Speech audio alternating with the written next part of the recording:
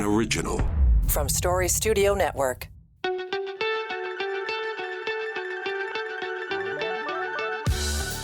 Hi, I'm Dean Gatien, and this is the Powerful Connections Podcast. Welcome to Season 2. For many years, my efforts as a service provider were focused on developing, planning, and building high-voltage projects. Whether it is transmission lines, substations, distribution systems, or connecting generation, projects with my involvement have been successful. My company, DGG5 Advising, is the opportunity maker you need for your energy and construction projects. This season, my guests and I will focus on specific topics of interest and bring them to light in interesting discussions.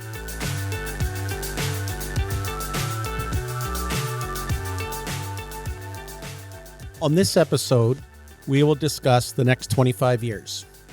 My guests today are my two favorite shining stars in the line contracting business.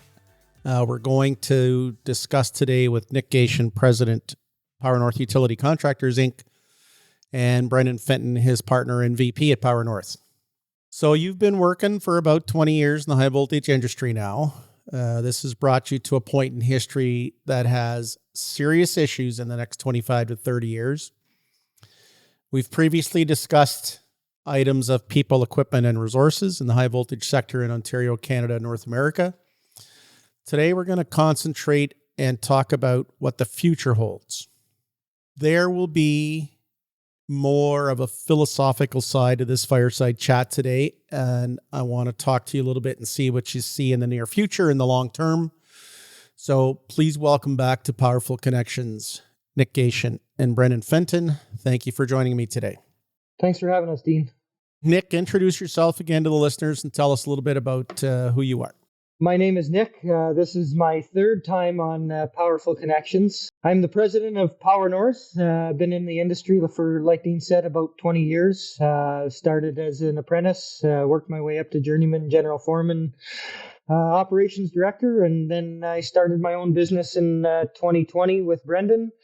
And we've quickly made a footprint in the marketplace, and more recently we've decided to start going after some work in the U.S. as well as our operations here in Ontario continue to expand. Thanks, Nick. Brendon, please introduce yourself to our listeners. Yes, I'm Brendon Fenton, Vice President of PowerNorth Utility Contractors. I am a journeyperson power line technician. I've been in the industry in a variety of roles for approximately 18 years. Started as an apprentice, working up through the ranks in the field, ultimately working as a project manager in an office, as well as a manager of operations. Spent some time in the private sector as well as the public utility sector, and migrated back to the private sector, and been working with Nick at PowerNorth here since inception. Thank you both for joining me today. Nick, tell us a little bit about the background on PowerNorth. Well, we both spent a lot of time in the power line contracting world, and Brendon and I, from a young age, kind of felt that we wanted to eventually do some sort of rendition on our own.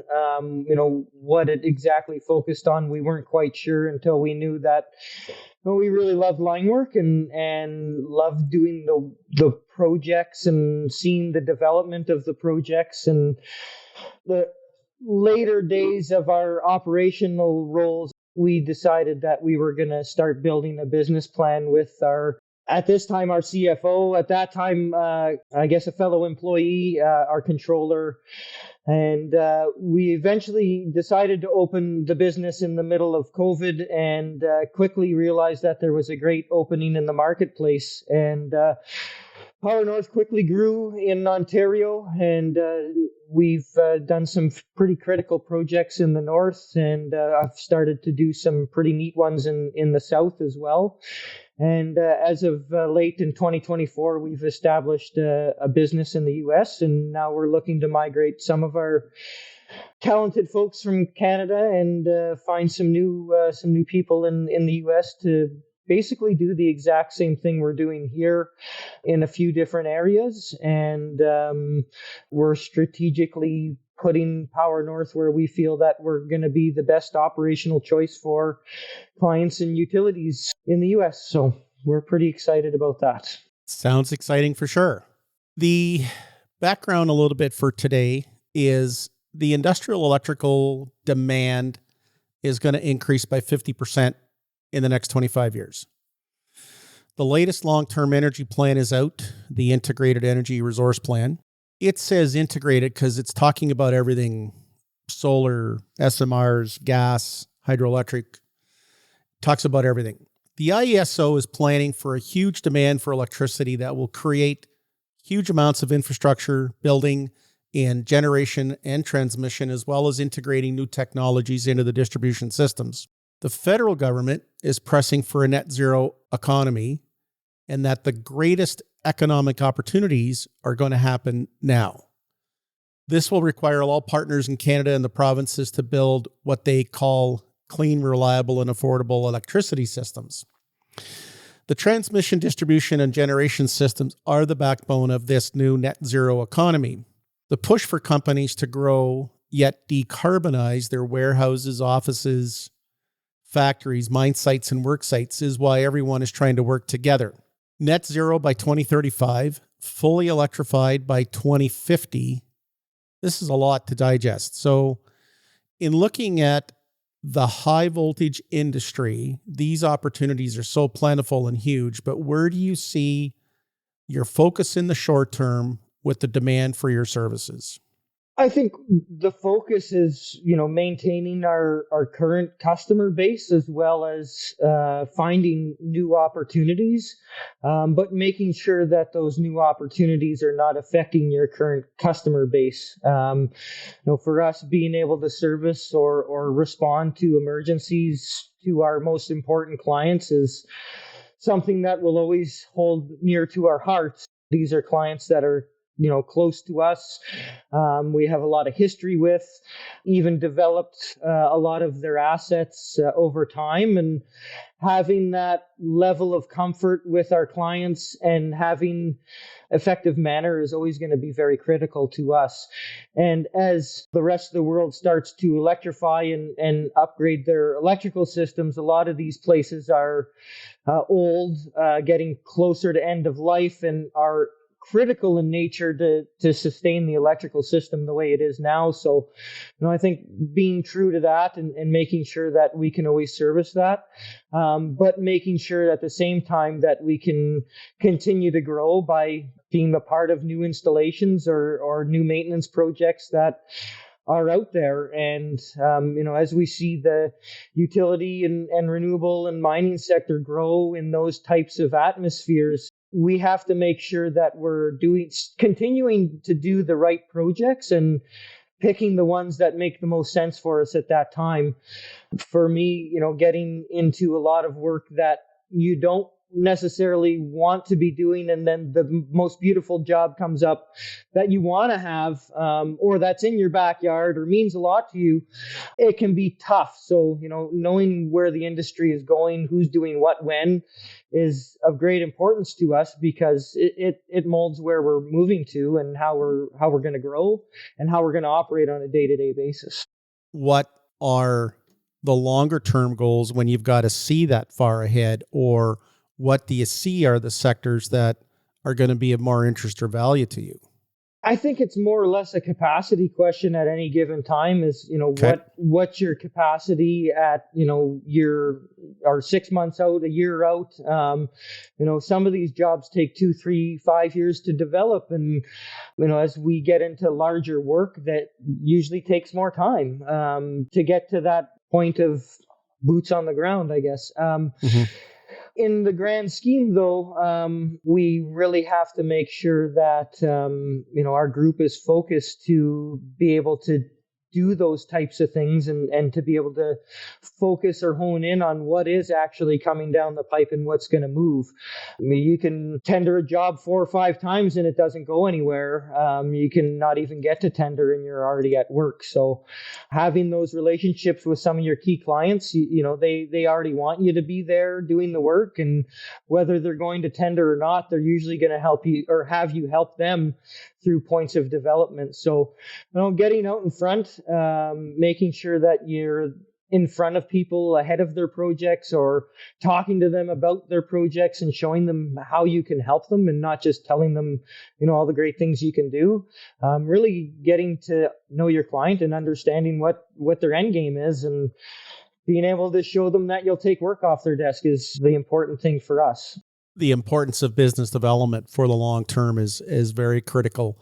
So talking about the shift of customers' mentality and how they're doing stuff, Brendon, where do you see the focus of your customers is shifting to? Where do you think they're going to see value in your involvement?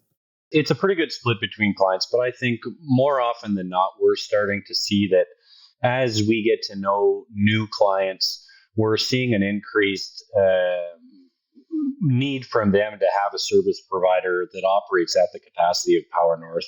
And often they're looking back to us to get engaged in a multi-term service agreement so that they continue to work with us on future projects. Once they've felt really comfortable and they've been able to identify the high skill that we can deliver and that our crew brings to the project sites, they often don't want to go looking for anybody else.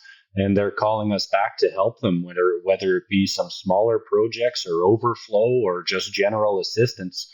They're often looking at us because they've got that high level of comfort with us, and we continue to deliver high quality and high safety on all the projects that we're executing for them. I think the start of things is typically a project by project contract. And then once we've developed that initial relationship, it typically pivots to more of a service style agreement. I like to blame it on the enthusiasm we bring to every job. And, when they see and recognize the people and the faces and the confidence that we have in executing the work, they really like to know that they're not going to have issues, or know that if there is problems, they're dealt with in a professional manner, and it's not conversations with others that they've never met. I think they really like that they get to deal with Brendon and I and our key supervision. They see that same group coming in time and time again, and they can stretch not so much the boundaries, but I guess the boundaries of trust. We have utilities that let us drive around their bucket trucks and operate with their crews because they mesh so well with the group that's there. They let us in the place after hours when nobody's around. They let us do our own switching. They let us help them with design. They even ask us to help them in their project planning for their work and their capital people. It's really the shoulder to cry on, I guess. But we are always laughing and having fun with everybody. And that level of enthusiasm, it's contagious. And when other utilities or other mining clients or renewable clients are talking to each other at all these fancy shows that are around Ontario and Canada, I think they're all saying the same thing. There's not one out there that, is bad mouthing us. It's about culture, performance, and outcomes. And that's where that trust and relationship comes from. And you guys bring comfort and ease to decision making. So with the changes in what you're doing, do you think the service contracts are really an item of guaranteeing they've got capacity and resources to do what they want? And if I've got PowerNorth in a service agreement and they're performing well, I'm going to get the outcomes I want. Do you think that's kind of an adder to this discussion? Absolutely. I think that they have very good visibility into their forecasted impacts for their internal resources. And once they've found kind of like an extension of what they're currently doing internally, it's a no-brainer for them to keep us engaged and to keep pulling us back in to help them execute this work. Mm-hmm. So do you feel that more efforts towards the ECI process, that collaborative approach or that integrated project management to de-risk a project, do you think you're going to see that more than you're just going to see the specific itemized tender RFP?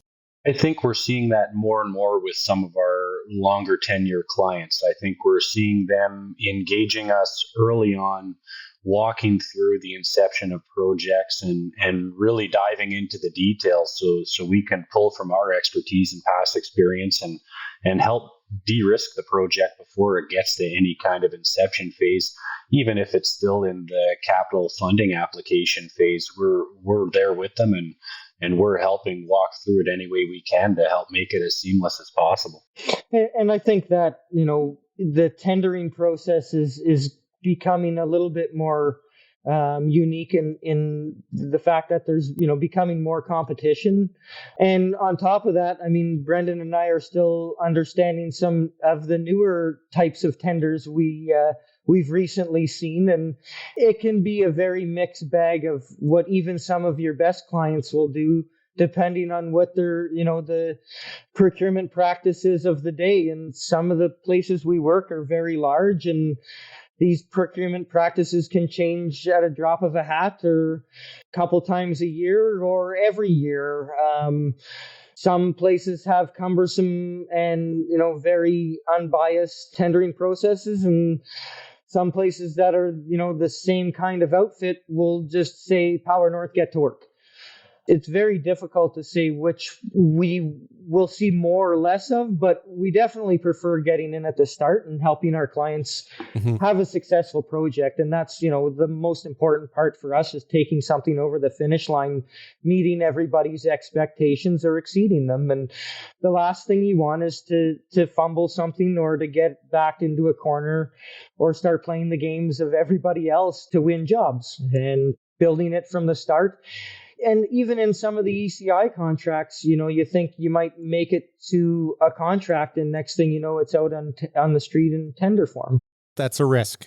The relationship with the customer is, we'll show you that outcome. Here's our ideas, but we know how to execute that. So you're not selling the farm, but we've always experienced it, and you guys are experiencing it as well, is the race to the bottom is of no value for either side, the service provider or the customer.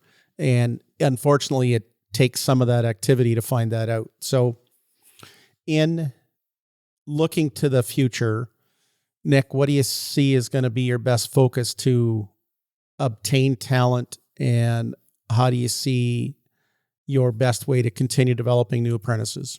Well, I think we're going to continue doing it the way we do until it's getting somewhat cumbersome to find additional bodies. I think as we continue to grow, we're probably going to start looking at potentially acquisitions and having some additional partnerships with some key players. We're looking at a number of options, and that all comes down to trying to maintain a good power line training program and a good core group program where we're not just spending money training the talent in the field, but also training the talent in the office and growing that team so that they can continuously feed off of each other. We seem to always be in a position where we can get more people to do the physical line work or station work. And then when it comes time to doing additional office work, it becomes a little more difficult to find the right people and to find the right places to, pull them from. If you could find an established business that molds well with your group, that might be something we look at. Or we look at taking an aspect out of our business that, is another group that we would look at purchasing, and they would focus on one aspect of the business. Right now we just continue to grow with the group we have. I think we're going to have to look at getting a little bit more diverse, and, as we establish ourselves in the U.S., kind of sequandering both groups from each other so that one group's not feeding off of one set more than the other, and that everybody has who they need to operate properly. And that goes from the field group to the office group to, the international group to, maybe an emergency group, structuring it properly and making sure that the right people are there so that those places can continue to service their clients and you're not bogging down one unit or the other. Continuously looking at how we can grow the college and the people coming out of the college is something that, we're always going to be a part of. and something that my grandfather, your father, was a part of until he passed away. And even when we retire or sell our businesses, I think the industry is definitely always going to be a part of our family, and to be a part of it now and to be able to mold it and find new people is something that gets us excited, because if you're hiring people, you're doing more business. The next twist in this conversation is the Indigenous engagement and spending policies of some of your big customers, OPG, Hydro One, the mining companies, has developed and continues to grow. So where do you see your best options, or what is the best way for the future PowerNorth to create Indigenous partnerships for certain customers or certain projects? I think it definitely needs to be for certain projects and certain customers. You start moving into different traditional territories. Other groups can, be a little bit, a little opposing of partnerships that could be in place. A lot of the Indigenous groups and communities are becoming very wise about what's going on in the industry, and they're being a part of it. And the big thing for us is making meaningful relationships and understanding what the community wants and the stakeholders want and the landowners want and need, and making sure that you're executing on those items. You have to be very open and transparent about what's going on with the project before and after. And, I think that has a lot to do with how the client sets up the project to begin with. As a seasoned tenderer of a lot of these projects, you get into conversations with communities and chief and council, and they say, well, you're the fifth person that's come here to talk to me, and who has a project? Who am I making a deal with? Because I've wasted my time 4 or 5 times now. Why don't I just talk to one of you when you have a job? It's conversations like that you don't want to have. So I found the best way is, in early on speakings with the client, you can talk about, who you may partner with. If you already know that community, you can discuss with them the project and say, this is what could happen. And, when you have a job, that's when you start making good progress on, work initiatives, subcontract opportunities, employment fairs, even the most minute items that you can discuss with the community about the project will help them understand what's going on, and probably ultimately let them feel that they have a partner. And if you do it correctly, it goes on without a hitch. If you do it incorrectly, you hear about it right away. And I felt that every opportunity we've had to engage communities, Indigenous leaders, has gone very well and has ended up in positive outcomes for PowerNorth. And not only PowerNorth, but for some of our employees and for some of our subcontractors and some of our friends, family, and the list goes on. So, a relationship that was established 30 years ago is probably one of my most prominent relationships I have now, and that we'll probably ever have, because it's something that's an ongoing relationship and will be ongoing for many, many years, and it's all based off of trust and commitment and definitely performance. One of the things we talked about earlier and in season 1 was certainty, and certainty to me comes in the de-risking of stuff. And Brendon, we talk about de-risking a project all the time, but the most critical one, I think, these days is having the ability and the comfort to communicate with the Indigenous communities and the leaders and the businesses. I'd like to hear from both of you on your insight. There are many strategic plans out there for clean energy, net zero systems, and so on. What do you see is in the strategic plan for PowerNorth to benefit from or be engaged in the opportunities that are coming in the current and potentially new customers? I think for us to continue to stay involved with assisting with some of those strategic initiatives, it's remaining entrenched in the marketplace, being active in the energy community throughout the province, understanding what new technology is coming out and having a really high level of understanding how those get integrated into existing systems and how they can help your clients. Anything from some of these battery energy storage systems that are starting to become more prominent as backup supplies, or greater renewable energy systems that are starting to be installed throughout the grid, and the push to kind of expand that whole footprint throughout the province. I think there's lots of different strategies at play, and ensuring that you've got a good understanding of all those different unique types of installations and which will work best for which clients as you're requested to help. Great. Nick, what's your thoughts? Well, I think understanding, what each customer is after and what each installation is after is, all getting back to tendering and understanding what you're actually bidding. And, you can put together budget pricing fairly quickly, but understanding exactly what they need and finding gaps can help you, make sure that your customer understands what they're getting themselves into, and being able to strategically look at projects that fit what you're comfortable in doing is something that's of great importance. And being able to tell your clients, no, I don't want to look at that portion of the job, or I don't quite understand that portion of the job, is of great importance, especially early on. Mm-hmm. A lot of these projects are in very early development, and, as we change governments, things shift, and different pools of money are moved into different installation types and different, renewable energy facilities and, different mining sites and developments, and permits are the things that make them all go. And when the political end is guiding that, you really have to make sure that you're spending your time in the right realms, and that you're, building the right things, focusing on the right jobs, and that you're, not spending a bunch of time estimating jobs that are all going to hit at once, and you're never going to be able to do them all, and you're just wasting time doing price shopping exercises.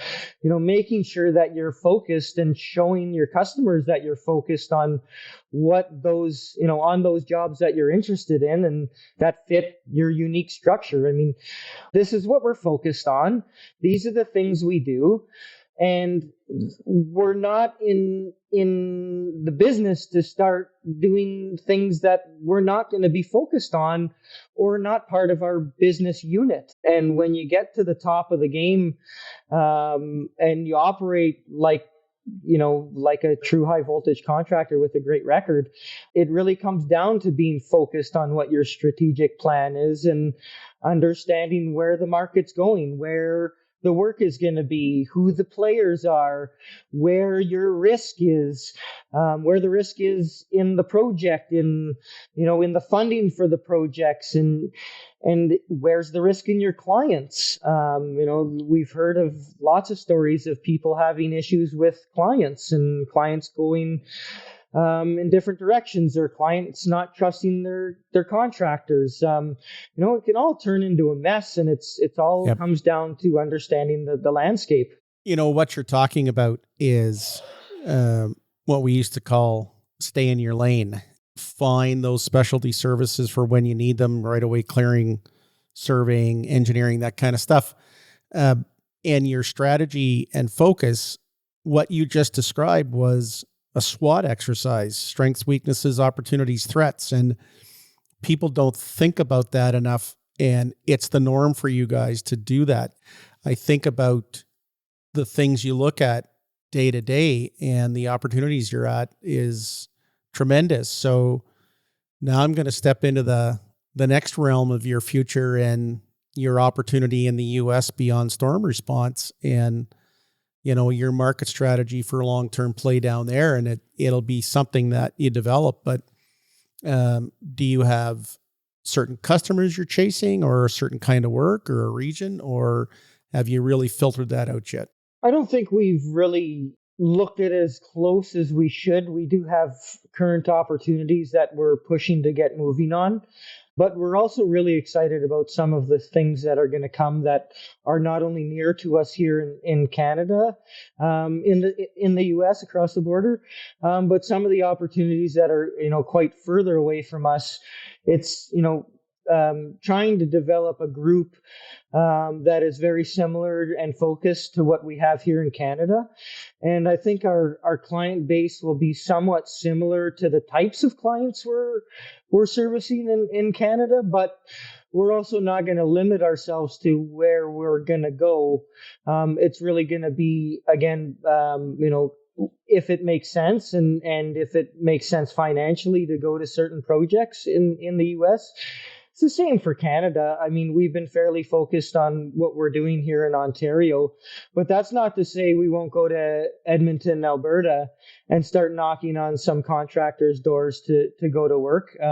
It's got to be the right project. We're not just going to start chasing after every project and turning into a very large contractor that owes, lots of money to creditors, debtors, collectors. We want to be the best contractor that's financially stable, and that's the same kind of model we're going to have in the U.S. is, we're going to go after certain clients that we see that have good projects that fit our expertise. And we've seen it work in the past for other Canadian groups. Our family's previous company has worked in the U.S. on a couple different projects that turned out to be very successful. And it was mainly because of the unique and different capabilities of the Canadian contractors in truly understanding what they were getting themselves into. Mm-hmm. The focus right now is very broad for us. We're looking at, again, like the same idea that we have here, very focused niche group of people that are providing top-notch product and, making sure that we're building off our success here. Brendon, do you feel the contracting format is similar or different in the U.S.? We're seeing a lot of similarities right now in the onset for some of the initial stuff that we're looking at. I would think it's going to be largely very much similar to the things that we're seeing here, depending on the size and the scale of the job. I mean, like Nick said, we're really looking to reestablish a secondary group of, niche high voltage experts that we can help offer to some clients to execute some of their more complex or intricate projects. A lot of the delivery models so far that we've been exposed to are very much identical to the same things that we're doing here with everybody. Mm-hmm. So it's a right hand and a left hand scenario. Do you feel your focus is customer driven at this point or project style or geography? It's a good mix of everything. We're not geographically constrained in the U.S. right now. Mm-hmm. We're chasing specific market sections that we know need to be serviced or are currently visibly underserviced by others. Mm-hmm. Those are sort of the pinpoints that we're after right now. We're a migratory group, and if the work makes sense and we have a very high level understanding of what needs to be done and how we can help execute it for a client, we have the ability to get there and get it done coast to coast. Well, and you're used to it. We've had this discussion before that we used to jokingly call Whitefish world headquarters in the center of the universe. And when we looked at the geography of it, if you did the radius to go to Kenora from Whitefish, in the same radius, you could be in southern Maine and 100 times the amount of work and opportunity. So the ability to perform, whether you're driving to Halifax, Kenora, Ohio, or, New York or something, it's all in the same realm of what you're used to. And a lot of people don't understand that. And so to take advantage of that will be a big deal. And you guys will perform well because you're used to performing at a high level. The regulators and the grid operators and the system operators on both the north and south side of the border are all under the same kind of pressures that the grids need to expand. They need to often open up more channels to accept new generation and general expansion of net zero, like we chatted about earlier. They need to allow more connectivity, and there just needs to be more capacity. How they get to that capacity, they offer it in a variety of ways, whether it's new conductoring or complete brand new transmission installations. But yeah, it's going to be the same thing on both sides of the border, north and south. It's going to be interesting to see what the future holds for you guys. So I wish to thank you both for being on Powerful Connections again. Before we close, I'd like to get some closing remarks on the future. Where do you see things going, Nick? Well, it's definitely going to get busy. There's no denying that. I think the thing that keeps me up at night is understanding how the industry is going to develop over this period, and how technologically advanced or artificial intelligized it's going to get. Those are the things that are really neat, and would like to see how they get applied, and maybe even consider trying to apply them ourselves and develop them ourselves. And I think that's probably somewhere that everybody's going to have to start growing towards. We've done a lot of things the old-fashioned way, and it's worked. But as systems come out and different technologies come about, those are things that are all there to help you keep organized and get more efficient. It's understanding them and seeing them coming before they're actually there is the kind of the neat and fun part. And we're starting to see some pretty neat tools and equipment that are coming, but I think it's just the start, because a lot of this stuff has been out for a while, and as we see these fancy technologies come out, it's going to be pretty neat to see how they apply them, and how that changes our way of looking at things, how we estimate things, how we operate, and how we execute right to the end. I think that's going to be the most fluctuating item, the thing of uncertainty that nobody knows about until it's in place. And I think everybody's going to be paying a very special attention to it, because it will be leading edge technology that helps this world accelerate, this trade accelerate.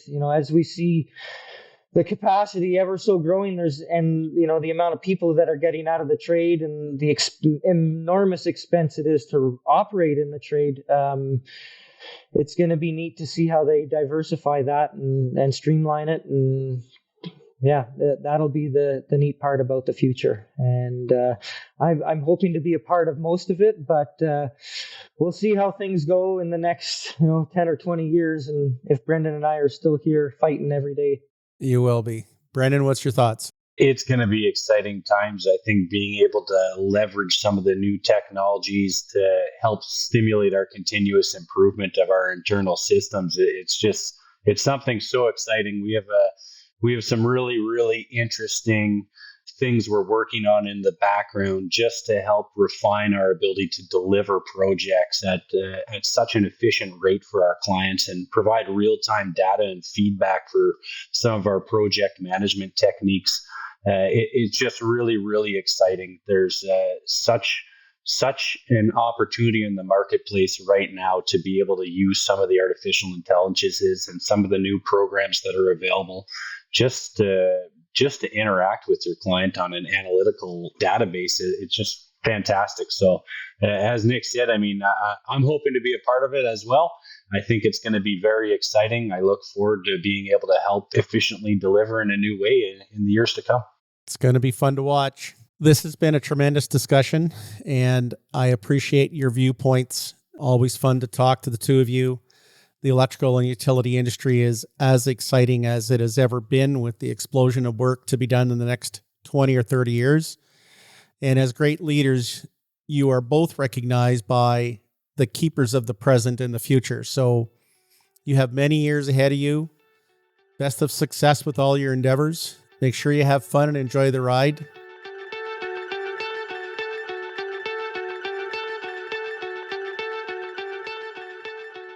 In this episode, we talk about the future of the electrical industry and high voltage services with Nick Gatien and Brendon Fenton from PowerNorth. They speak of the opportunities to pursue and managing growth. Rainey, what did you pull out of the discussion with Nick and Brendon? Well, Dean, in this discussion, it really sounded like Nick and Brendon listened to your advice from the ending of the last episode when you did your wrap-up. Nick sees that they need to maintain a focus on serving current customers, especially ones that are growing, while keeping an eye on new opportunities that are the right fit for PowerNorth. Brendon and Nick both talked about the value of getting to know the client, creating a good working relationship of comfort and trust with PowerNorth. And this leads to collaborating on projects in the planning stage with the customer. Excellent way to get things done. They have developed a culture of expertise and enthusiasm where the client sees them as a resource that's blended with their own resources. It progresses from a contract-by-contract basis to a project-by-project basis to the collaborate in the early contractor involvement or ECI process. The ECI process really helps all concerned to de-risk a project, be it the customer or the contractor. They'll continue to grow talent as they've done with apprentices. One of those options is PowerNorth's support of the Powerline course at Cameron College in Sudbury. They have to continue growing their office admin staff as well. So that's talent they can't forget about. Nick says acquiring a like-minded company to gain expertise in some areas is an option for them as well. Nick believes continuing his long history with Indigenous communities and Indigenous organizations is very important to them. Understanding when a project is a reality was one of the things that he saw with First Nations people as being key. He wants to go and see them when the needs of the Indigenous community are there and where PowerNorth can fit. He doesn't want to be somebody that bugs them all the time. They've started an affiliate company in the United States, and they want to take advantage of the huge amount of work available there through existing relationships because they've been doing an amount of work in the U.S. already. They see the U.S. company as replicating what they've done here in Ontario by establishing a talented team in the U.S. What some people in Ontario don't realize is the travel to the places adjacent to the southern border of Ontario is the same as the far reaches of northwestern Ontario. So they see a lot of similarities in the client base. They see the type of projects, the style of bidding, and the delivery models are the same, and the travel distance in some case is closer than going to northwestern Ontario. They both reflected on keeping up with the changes in technology, new equipment, new software, and the role that AI is going to play in all of this. So they need to look for the new opportunities and yet remember to stay focused on what they do best. PowerNorth has established a good client base with unique needs that require their specialized services. So don't mess that up. To continue their success, Nick and Brendon must not lose that focus, or as you said, stay in their lane as they expand their adventures in the high voltage sector. So that's what I got, Dean. So the key takeaways from our discussion with Nick Gatien and Brendon Fenton are maintaining current customers as well as finding new opportunities to provide high-level services. Managing the capacity to service today's responsibilities, but see the long-term work to be able to respond to your client when they need you. The importance of business development for the long term is critical to your success. Getting engaged with customers at many levels, including development, planning, and risk review to deliver great services with high quality and safety. The enthusiasm with which the leadership and key supervision regularly interacts with customers creates trust. Once the customer finds their service provider is an extension of them, the integration into the ECI process, collaborative approach, and integrated project management helps de-risk a project and leads to successful outcomes. Stay focused on what you do and what you're good at. Manage the specialty items you need to provide a complete project solution. Develop the right team in the business to deliver a unique solution and compete at the highest level.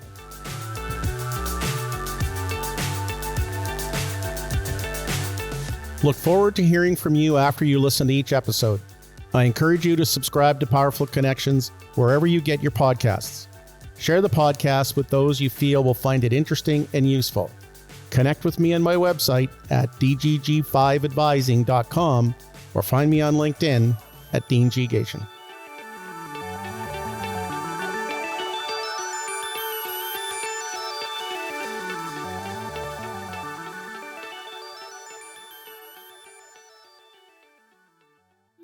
This is SSN. Story Studio Network.